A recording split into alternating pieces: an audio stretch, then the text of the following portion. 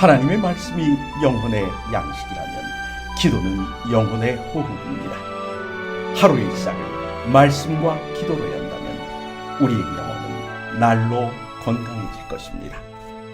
오늘은 열왕기상 21장 2절과 3절의 말씀을 묵상하여 우리의 영혼을 살찌우고 기도로 하루를 시작함으로 활력을 얻고자 합니다.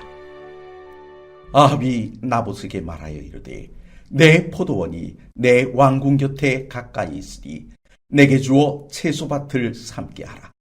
내가 그 대신에 그보다 더 아름다운 포도원을 내게 줄 것이요 만일 내가 좋게 여기면 그 값을 돈으로 내게 주리라. 나봇이 아합에게 말하되 내 조상의 유산을 왕에게 주시기를 여호와께서 금하실지로다 하니.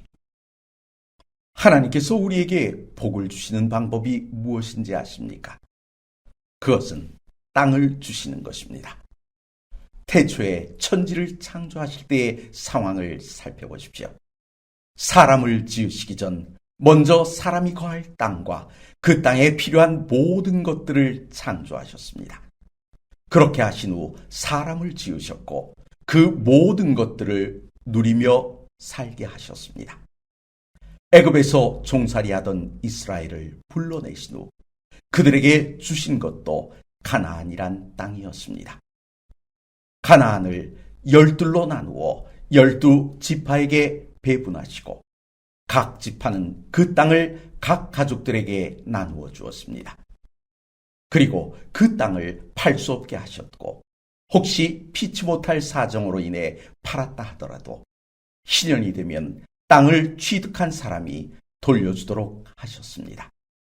누구에게도 빼앗기지 않고 자손 대대로 물려줄 수 있는 땅을 주신 것입니다. 땅에 대한 복은 이후에도 계속됩니다. 예수께서 부활하신 후 하늘로 가신 이유를 다음과 같이 설명하셨습니다. 가서 우리를 위한 처소, 즉 땅과 그 땅 위에서 살아갈 수 있는 모든 환경을 마련하신 후 우리를 데리고 가시겠다고 말입니다. 그 처소를 계시록에서는 새 하늘과 새 땅이라고 말합니다. 그래서 하나님의 백성과 땅은 불가분의 관계입니다. 그런데 본문을 보면 그 땅으로 인한 분쟁이 일어납니다. 언뜻 읽으면 나봇이 좀 심한 것 같아 보입니다. 왕이 대토를 약속하면서 매매를 제언했다면 거절할 명분이 없어 보입니다. 성경의 기록만 보면 나봇이 손해볼 이유가 없어 보입니다. 그런데 나봇은 그 제안을 거절했습니다. 결국 나봇은 하나님을 두려워하지 않는 아합왕의 아내 이세벨의 계략에 의해 죽임을 당하고 땅도 빼앗기게 됩니다.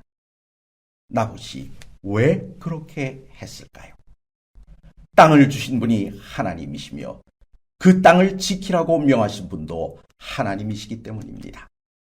하나님께서 왕정 정치를 원하시지 않으셨던 이유가 바로 하나님께서 바라시는 이상사회가 왕의 욕심에 의해 무너질 수 있음을 아셨기 때문입니다.